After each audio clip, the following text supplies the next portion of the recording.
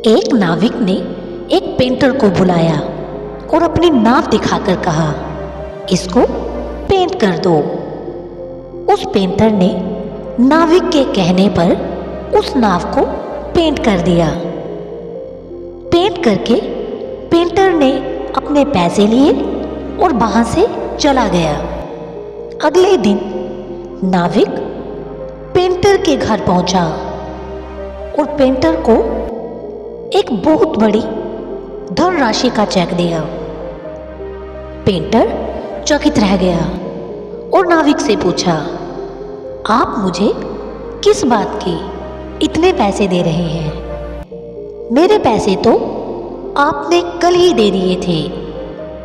नाविक ने कहा, ये पेंट के पैसे नहीं हैं, बल्कि उस नाव में जो छेद था उसको रिपेयर करने का पैसा है। पेंटर ने कहा, अरे साहब, वो तो एक छोटा सा छेद था जिसे मैंने मसाले से बंद करने के बाद पेंट कर दिया था। उस छोटे से छेद को ठीक करने के आप मुझे इतने पैसे दे रहे हो? ये मुझे ठीक नहीं लग रहा है। नाविक ने कहा, पेंटर साहब, आप मेरी बात नहीं समझ पाओगे।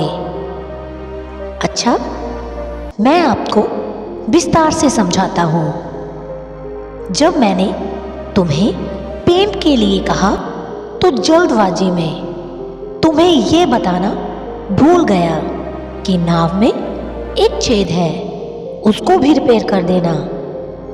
और जब पेंट सूख गया तो मेरे दोनों बच्चे उस नाव को समुद्र में लेकर नौकायान के लिए निकल गए।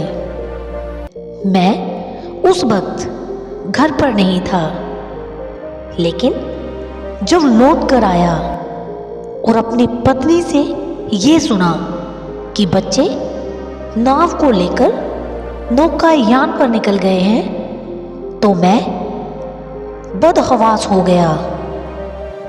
मुझे कुछ समझ नहीं आ रहा था कि मैं क्या करूं, क्योंकि मुझे याद आ गया था कि नाव में तो छेद है।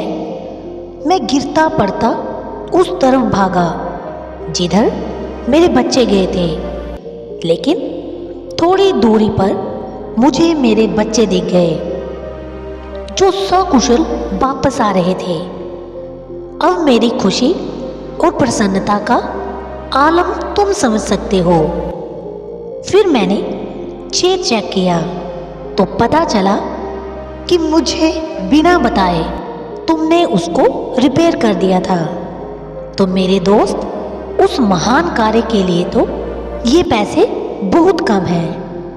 मेरी औकात नहीं कि उस कार्य की मैं कीमत अदा कर पाऊं, लेकिन फिर भी तुम ये पैसे रख लो।